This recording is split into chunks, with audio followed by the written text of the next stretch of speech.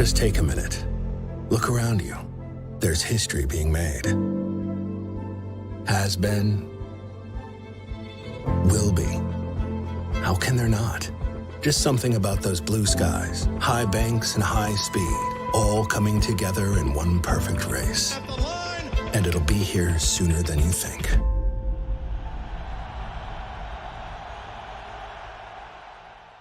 Roll Tide and welcome to this Tuesday and Thanksgiving week edition of Crimson Drive, driven by NASCAR. This is Roger Hoover. Great to be with you from Tuscaloosa at our studios as we will have one edition of Crimson Drive this week here on this Tuesday afternoon to get you ready for the Iron Bowl coming up on Saturday between Alabama and Auburn, plus taking a look at some Crimson Tide basketball that's on the horizon as well. But as we start to go through our show today, we will throughout this broadcast with this smartboard that's been given to us by our friends at RJ Young. They are the official technology solutions provider of Crimson Drive. Again, they've given us a smartboard to go through everything coming up on the show today. First things first, we'll take a look back at the win against Austin Peay with our booth cam highlights, as we always have the booth cam presented by Royal Furniture, streaming live throughout all Crimson Tide football games, so you get to look back at all the great moments from the 34-0 win over the Governors. Then we'll hear from the head coach of the Crimson Tide, Nick Saban, as Alabama starts to look forward to this Saturday's Iron Bowl. Then we'll have a couple of one-on-one conversations. I'll step out of the frame for a moment so you can see Bryce Young and DJ Dale are both coming up here on Crimson Drive as we had one-on-one conversations with them as they get ready for the final home game of the season. Chris Stewart, of course, joins us every Thursday to get ready for Head Coach and the Nick Saban Show. He's joining us this week, of course, on our Tuesday show to get ready for a Wednesday edition of Head Coach and the Nick Saban Show coming up at 6:30 from Baumhauer's in Tuscaloosa. Then we'll visit with Alabama legend Charlie Peprah. He and Antoine Caldway will be our honorary captains for this Saturday's Iron Bowl. And then last things last, we will talk to Andy Burcham. He's the voice of the Auburn Tigers to get a scouting report on Auburn as we get ready for the Iron Bowl. Other headlines around Crimson Tide athletics, starting with the football team. Of course, that 34-0 win, a great shutout victory in the last game against Austin Peay, as Alabama now has 9 wins on the season and a chance to get to 10 wins with a victory on Saturday. And of course, this Saturday, the Iron Bowl, 2:30 p.m. Alabama has won 5 straight Iron Bowl victories at home at Bryant-Denny Stadium. Coach Saban 6-1 all-time against Auburn when playing in Tuscaloosa. So certainly hope the winning ways can continue this week.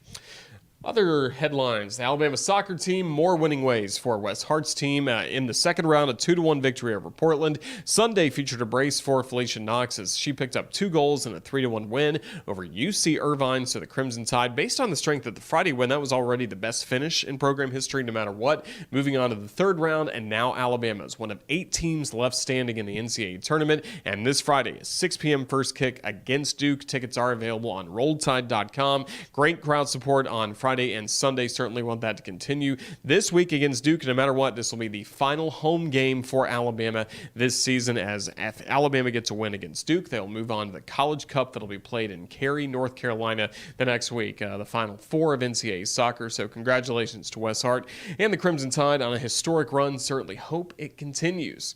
Basketball is going to be very busy this week. It's always feast week, they say, in college basketball, and the women's basketball team on the road for the Pink Flamingo Championships at Baha Mar Resort, taking on Utah yesterday, and now Wake Forest coming up tomorrow. And then don't forget, women's basketball will be at home coming up on Sunday at 2 o'clock against Gardner-Webb. So even though women's basketball starts the week in the Bahamas, they will finish the week at home here in Tuscaloosa.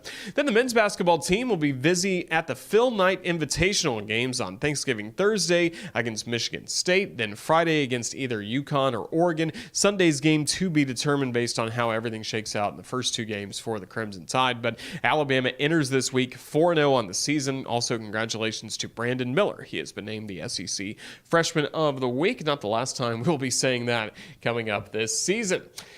But we had a fun time on Saturday for the Crimson Tide taking on the Austin Peay Governors, and what turned out to be a 34-0 win at Bryant-Denny Stadium. Let's take a look back at the booth cam highlights from the victory against Austin Peay. With again the fullback, Robbie Utes, tight end offset to the left side, and Miles Kitzelman. He will shift to the right side, joining Randolph there. Handoff right ahead toward the goal line and in. Touchdown, Alabama. Austin Peay thought they had turned away the Tide. They're celebrating. They don't realize Alabama did indeed score. Forward progress got him in. Touchdown, Alabama.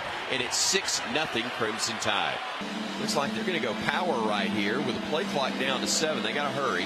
It's at 5. Well, they got 10 men on the line of scrimmage. splitting one man wide right. Quarterback keep. He's going to get wrapped up. A loss of one on the play. Great job by the Alabama defense there, and really the first time as Jaheim Hodis leads the charge. First time we've said that on this drive. Great job by the defense. Yeah, Christian getting in the backfield right there from Hodis. Yeah, exactly. Yeah, clearly just the definition of our jumbo is bigger than their jumbo. They went jumbo package. They had extra linemen in the game, all their tight ends in the game, and it obviously wasn't enough. And the Alabama defense did a great job getting the stop on third down right there. McClellan, the running back, to the right of Bryce Young. He gets the handoff, tries to bounce to the edge, makes one man miss, gets across the 30, big room across the 40, still on his feet across midfield and knocked out of bounds at the Austin Peay 45-yard line. Great run from Jace McClellan, 35 yards on the carry. Bryce getting the snap, wanting to throw, looking left side. That ball is going to be caught. Touchdown, Jermaine Burton, giving Alabama a 13-0 lead. They'll set up a screen, and it's almost intercepted. Will Anderson read it perfectly. DeLillo made the little dump across the middle, and Will almost picked it off. DeLillo looking left side, has a man there, but he's got it picked off. Kool-Aid with a pick, 30, 40, midfield. Kool-Aid tripped up as he gets near the 45-yard line. This one again from 29 yards. The hold from Burcham, the snap from Hibbett. The kick is up, and the kick is good, and the Tide leads at 17-0, so not perfect, but points with 2:27 to go before the half. Operating from their own 22-yard line. DeLillo, the pass and the hit delivered by the Crimson Tide's Brian Branch on the receiver. Dre McCray got leveled on a great timed hit by Brian Branch. Trying to set up the tunnel screen, coming back toward the middle of the field, but there was nothing but Brian Branch in the way. Trying to look for some blockers, but he beat him to him. There was a Mack truck in that tunnel coming the other direction. The wide out stacked in tight on the right side. They fake a pitch right. They'll roll the man left, look deep. All alone. Burton, catch made 25. Now the defense fills in as he'll spin away at the 15 and then get out of bounds. A gain of 50 yards on the play. Once again, handoff will go to him again. Tries to get to the edge, does. 5, 4, 3, 2, 1, touchdown. Jace McClellan, the touchdown run, a block on the edge from the receiver, Isaiah Bond, and Bama adds to its lead. It's 23-0. Nothing to lose for head coach Scotty Walden and the Governors. They're going to go for it here on 4th and 4, or are they going to go with a double handoff? They do, but they handed it off a third time to Alabama. Damon Payne coming up with a loose ball. They snap, spot, kick. Plenty of leg. Plenty of accuracy as well. Another one for Riker. Quarterback keep after pressure comes in, and he gets leveled. Chris Braswell delivering a big-time hit as the quarterback DeLillo got up to the 35 and maybe the 36, but he'll feel that one tomorrow if he's able to feel anything right now. As Simpson is going to throw it. Looking downfield, he's got a man. Catches made Simpson at the 20 and spun out of bounds right there. That'll move the sticks. Head coach is shaking hands at midfield as the final 5 seconds will tick away and the teams head to their locker rooms. This one is in the books, 34-0. Alabama a winner over the Governors of Austin Peay. Make sure you watch the booth cam again coming up this Saturday for the Iron Bowl. Chris Stewart filling in for Eli Gold along with John Parker Wilson. There's going to be an empty chair in there. I'll be with the men's team in Oregon. Maybe Butch can actually sit down during a game as he spots. So we'll see how that shakes out on Saturday in the Iron Bowl. But the Iron Bowl was the focus of Monday's press conference for head coach Nick Saban. Here's everything you need to know from when Coach met with the media on Monday. Here's Coach's checklist. I think we did a lot of good things in the last game. I think one of the things that probably we need to get corrected is, we did get 3 turnovers defensively, but we also had 3 turnovers. So, ball security is, a very important part of being successful. Gives the other team 3 extra possessions where you could have scored. So, and I think the emphasis has to continue to be on, whenever you're less than perfect in terms of your execution, whether it's fundamental execution or whatever it is, that's when you get exposed. So that's why we got to keep coaching our team to get it right on a consistent basis. This is one of the greatest rivalry games in college football, and most every team in rivalry games, sort of it's a part of their legacy in terms of how did they do in the rivalry game. And this is one of the biggest ones, and it means a lot to a lot of people in our state. It means a lot to, us, our players, and our fans, and we're going to do the best job we can to, get ready for, this game. I think Cadillac Williams has done a really, really good job. They've played really well these last 3 games. They run the ball effectively. They got a lot of diversity on offense. The quarterback's a very athletic player who can run and throw. Tank is one of the better backs in the SEC. Their defense is very, very aggressive. Papone is a really good inside backer. Hall is a really good rusher. Creates a lot of negative plays. They're very good on special teams. So this is a very challenging game for us, and our players are going to have to do a great job of getting prepared to play as well as we played all season. Will's done great for us. Will helps other players play better. It's not just all about what you do. He does his job extremely well. If they're focusing on him a little bit more, I think it gives other players opportunities to make plays. But I think he competes, he plays hard, he gives great effort, he sets a good example, he prepares well. We can't ask any more of Will Anderson than what he does, and I think he helps our team as much as any player on our team. I think it's an opportunity for us, myself, all the coaches, people at the university, our fans, to actually show the appreciation that we all have for the sacrifices and the investment that these guys have made, in the program for the last 4 years, sometimes 5.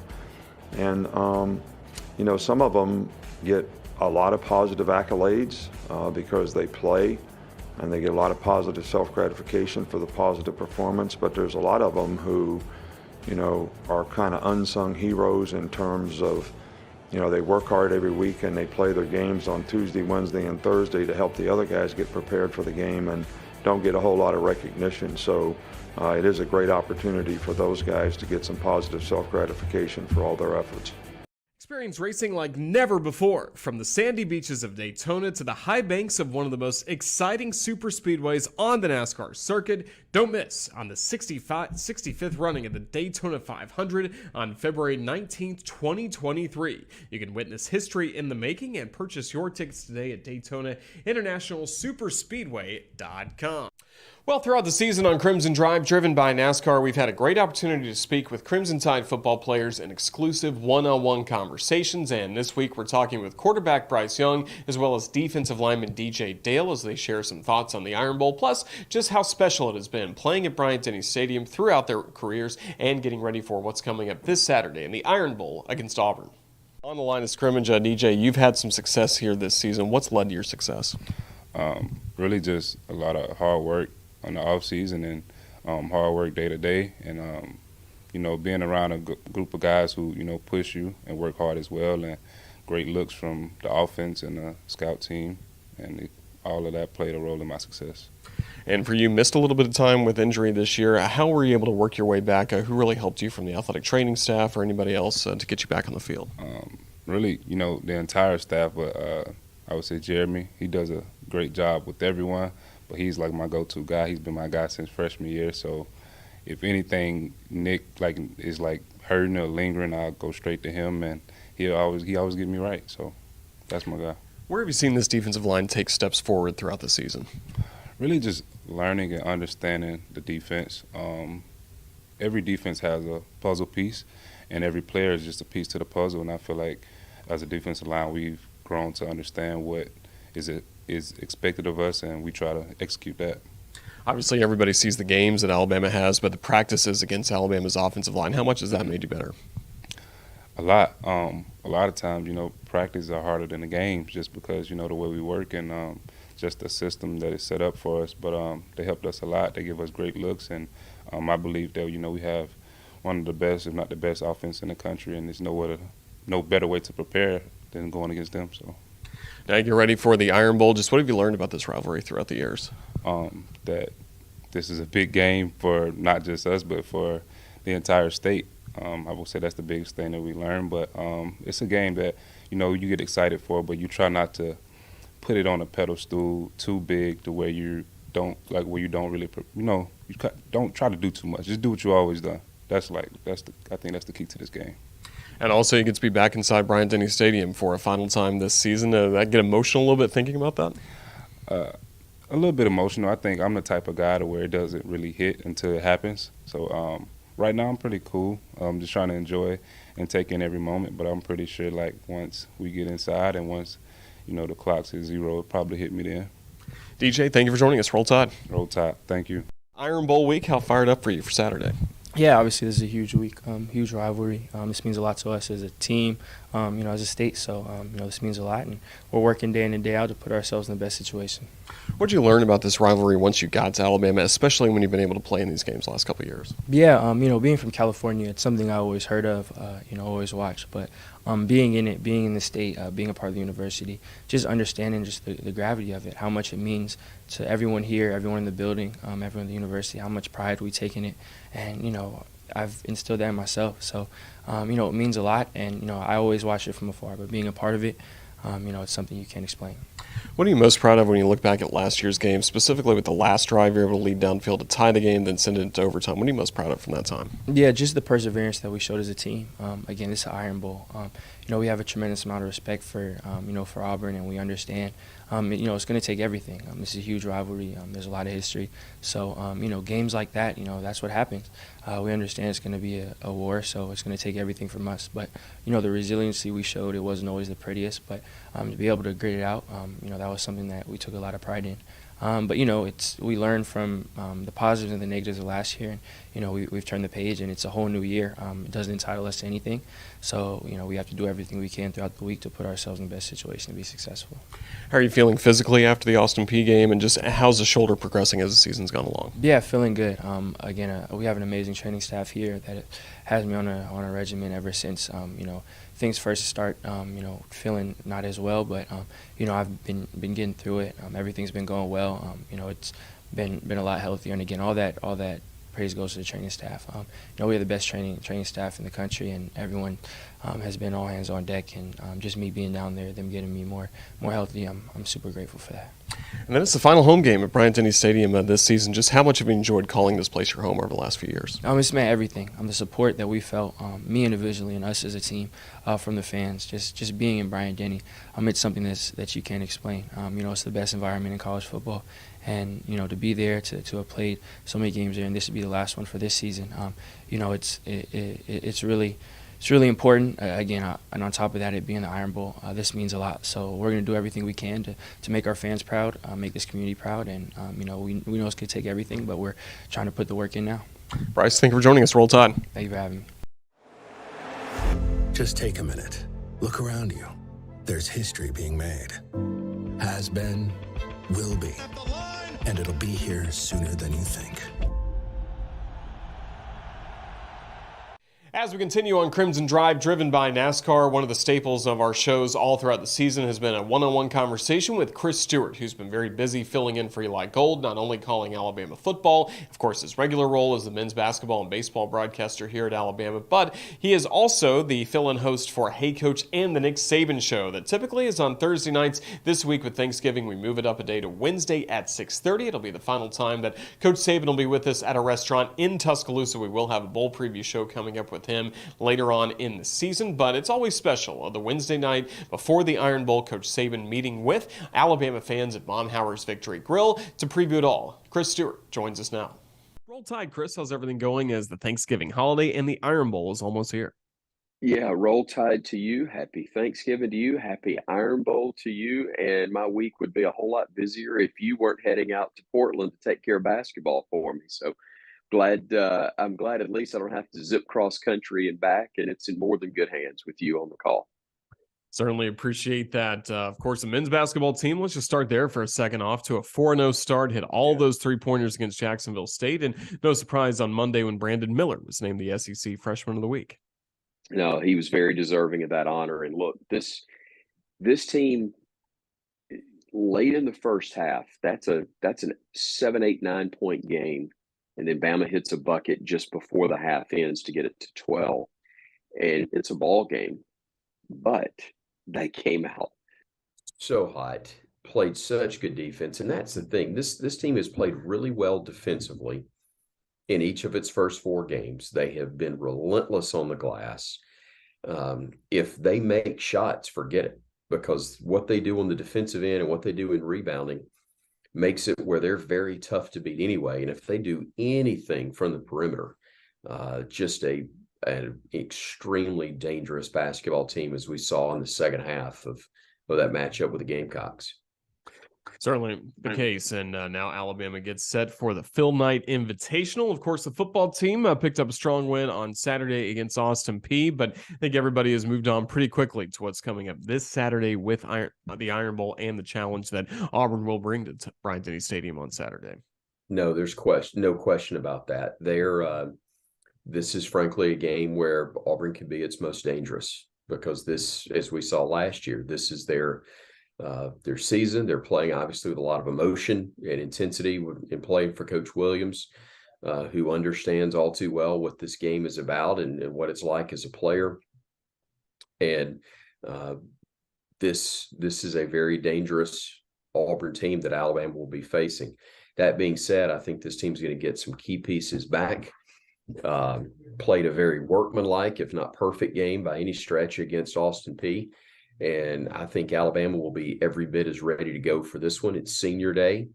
It's a chance to carry momentum into the bowl game, and probably a very good destination for a bowl, even though it's not likely to be part of the college football playoff. But I've seen it for years. I've seen it my entire life, Roger, where this game so often has national championship implications. But even in the years when it hasn't, and sometimes for either team, there have even been occasions where they're rare, but when there's nothing to play for but pride for either squad, and it still turns out to be the type of game that you can be proud of as a fan of either school. This will be special, and I'm very hopeful that Alabama will play at the level we know they're capable of, and we'll have a very, very good Saturday night, and the remainder of the year will be much more pleasant at the grocery store, at church, and in the homes of many people that are houses divided. That's certainly the case. Well said. Of course, you'll be filling in for Eli Gold on play-by-play. The Iron Bowl coming up on Saturday. I know that's meaningful to you, as well as on Wednesday night, the Nick Saban show and Hey Coach coming up at Baumhower's Victory Grill, moving to Wednesday this week due to Thanksgiving. But it's the final time that Coach will be with us at the restaurant in person, and it's always a special time the night before Thanksgiving for this show. Yeah, there's no question, because it is that Iron Bowl show. It's a chance to be somewhat reflective on where you are prior to this, and also the game itself. He'll be very much locked in and get a chance to talk about. Again, we'll have a bowl show somewhere really nice, but that can wait. That's a good ways off. It's about Saturday, and it's about talking about Saturday, and we'll look forward to doing that with Coach. Should be a lot of fun again Wednesday night. Hey Coach and the Nick Saban show starting at 6:30 at Baumhower's Victory Grill, and then of course the Iron Bowl coming up on Saturday in Tuscaloosa. Chris, just thank you so much for joining us here on Crimson Drive, driven by NASCAR. Have a great Thanksgiving with the family, and we'll talk to you throughout the week. Roll Tide. Yeah, safe travels. Keep it going with basketball. Look forward to seeing you next week. Happy Thanksgiving to you. Fun conversation with Chris Stewart. Again, he'll be very busy coming up on Wednesday with Hey Coach and the Nick Saban Show, plus calling the Iron Bowl on Saturday on the Crimson Tide Sports Network. On the field prior to the game, we will be honoring Antoine Caldwell as well as Charlie Peprah as our honorary captains of the game. And Charlie Peprah was kind enough to give us some time earlier this week to discuss his memories of playing for the Crimson Tide and also what it means to him to come back this week and be honored during the Iron Bowl. Charlie, it's great to see you. Roll Tide. How's everything going? Man, good morning. Thanks for having me. Roll Tide. Roll Tide. We're certainly glad you're going to be honored coming up this Saturday along with Antoine Caldwell as our honorary captains. Just hearing that recognition and knowing that it's been just a few minutes since you last played football for the Crimson Tide, what does it feel like getting to come back to Alabama this weekend? I mean, it feels great. It's been a while. I was just talking with my wife. She's actually never been down there. And I think the last time I was down there was was I want to say 2014. I remember it was the Florida game because Amari Cooper went off for like 200 yards or something like that receiving. I was down there with Anthony Madison. We went and caught the game, but it's been a long time, so I'm excited to be back. So can't wait. I know a lot's changed since then. It certainly has. And for you, even going back to your recruitment, originally from Texas, so what led to you choosing Alabama in the first place? So, originally growing up, I was one of those kids that never had like a favorite school or college, but I did like the SEC at the time.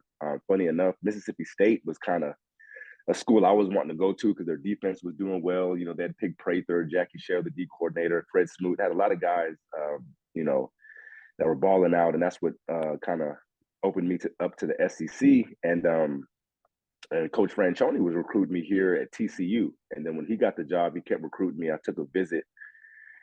And the rest is history, man. When you visit Tuscaloosa, there's no place like it. I mean, just the support. I was like, this is where I want to play.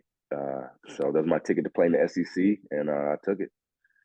You certainly did, and became a starter for the Crimson Tide in the secondary. And you got to be part of what I feel like is one of the most underrated defenses of all time at Alabama, that 2005 defense. Just what made that group so elite? So many of you guys went on to play in the NFL. I think a big part of it was just the kind of the connection we all had. We all came in together. Most of us redshirted, all of us but one, Todd Bates, because the sanctions, and I think we were just a tight knit group, just going through all of that. Nobody transferred out. We stuck it out, and when it was our senior year, we had a chance to kind of put it all together. And even 2004, 2003, I think. I think 2 or 3 of the years we had a top 5 defense. So, especially that senior year, it all kind of came together. We just all had a connection playing with each other. And we just had one last hoorah that senior year, our farewell tour, and we all kind of just decided to go hard. And so that's kind of what you saw in 05. What do you remember about your coordinator, Joe Kynes? Oh, great. I mean, he had so many sayings. I wish I would have wrote them down. We had some coaches that did write them down in a book, but he just demanded greatness, old school coach, the knowledge of the game. And I think one thing that led us to run to the football the way that we did is he had this thing that he wanted a picture of all 11 hats on the football. He's like, I'm still waiting for my picture of all 11 hats on the football. And that was one thing that drove us. We kind of never forget that. But man, he just was an intense guy, great guy. And we loved playing for him. That was the thing we wanted to really play for him. Well, speaking of hats on the football, I mean, Roman Harper literally did that in the Tennessee game in 2005. What do you remember about Rocky Stop and where you were during that play? Yeah, I was kind of off to the right, about off to the right hash. Just saw the screenplay setting up, I believe it was. And I just saw Roman coming in to chop him down, and he just makes a great play, puts his head right on the ball. The ball goes out. And we get it back. I believe it was Freddie Roach that got it. I don't even remember now. But the ball went out of the end zone. Oh yeah, that's right. It went out the end zone. Yeah. That's right. And and touchback. But that was a huge play, and that's what Roman does, man. He came up big for us when we needed to play, and saw him do that at the next level too. So even though you didn't get to play for Coach Saban at Alabama, just what was it like for you getting to play in the NFL, and all of a sudden you had all the bragging rights in the world in any locker room you were in because of how well Alabama was playing? Man, it was awesome. You did have some haters. Oh, you didn't play for Saban, but hey, I told him, hey, Saban wanted to come where I played. That's think about that. He wanted to come to where I was at. But no, it was a great run, man. It was awesome. And it made it even better because we didn't beat Auburn when I was there, except for my freshman year. And so just to see the run we went on, it was good to have those bragging rights come back to Tuscaloosa, and it was great, especially with Reggie McKenzie, one of our, he was a scout at the time, a director at the time. He was at Tennessee, and we used to go at it every year. One of our DB coach, Joe Witt, we would always go at it every year. He went to Auburn or coached at Auburn. His dad was a coach there. So that was a great time to be alive. Certainly was. And for you, a great NFL career. What are you up to these days? So now, I was scouting. I was doing scouting for the Green Bay Packers about 4 years. and it was a lot being away from the family. And so now I took a less intense role. I'm a Southwest director for ANC, American National Combines. But that, and mostly that, allows me to stay at home a lot of the time with my family. So I'm spending a lot of time with the kids right now till they get a little older, and then I think I might hit the road again. But right now I got a ranch. We got 30 acres. We got 6 horses. So I'm just tending to the ranch and doing a little bit of scouting. And that's kind of it, man. Just enjoying the family time. Yeah, plenty to keep you busy. Well, enjoy the family time in Tuscaloosa coming up this weekend for the Iron Bowl. Charlie Peprah, we can't wait to have you back in town. Just thank you so much for joining us today. Roll Tide. Man, it was my pleasure. Roll Tide, roll, baby. Thanks to Charlie Peprah for his time. Again, congratulations to him, along with Antoine Caldwell, on coming home to Tuscaloosa and being honored as our honorary captains against the Auburn Tigers. Speaking of those Auburn Tigers, we're joined now by Andy Burcham, the radio broadcaster for the Tigers, to get a really detailed scouting report on Cadillac Williams' team. Carnell Williams, the interim head coach of Auburn, he'll be leading the Tigers into Bryant-Denny Stadium this Saturday. And for more on the Tigers leading into this matchup, here's Andy Burcham. First of all, Andy, it's great to see you. How are things down on the plains, or I guess by the water where you are right now in Cancun, as you join us early in the week as we get ready for the Iron Bowl? But it's great to see you. Good to see you too, Roger. Getting ready for the Cancun Challenge, and we fly back all night, early Thanksgiving morning, and then get ready for our trip to Tuscaloosa. So busy week, as we all have at this time of the year. We certainly do. And for the Auburn Tigers, we know there's been renewed energy around this program in the last few weeks with Carnell Williams as the interim head coach. Just what are you seeing from this football team as they get ready for Alabama? Well, I think there is some renewed energy, and not only with the team, Roger, but with just the fan base as well. I mean, the Auburn family has really rallied around Carnell and what this team has done, and it could easily be undefeated in his tenure as Auburn's interim head coach. Losing an overtime game at Mississippi State. And we all know that the toughest of his 4 games as Auburn's interim head coach will be this Saturday afternoon in Tuscaloosa. But Auburn has played better. I think it's identified what it needs to do on offense, and that's run the foot. This is not a high-powered passing offense, to say the least. And Auburn's defense has responded as well. So there's been a renewed effort on the Plains in the last 3 games going into this one on Saturday. Well, what is the latest on Auburn's quarterback situation leading into the Iron Bowl? It'll be Robbie Ashford as Auburn's quarterback, and he's the best dual threat that Auburn has at this point. TJ Finley has not dressed for the last several games, and I don't expect him to dress for this. So it'll be Robbie Ashford, the redshirt freshman from Hoover, transferred in from Oregon after playing 2 years of baseball at Oregon. And he really made a move at the end of spring practice, Roger, and then continued that move in preseason workouts and I wouldn't say he was alternating with TJ Finley, but he was getting some regular snaps in games until TJ was injured in that Penn State game. And it's been Robbie for the most part since then. We've, of course, seen Tank Bigsby have big performances against Alabama before. What's he doing best right now for the Tigers at running back?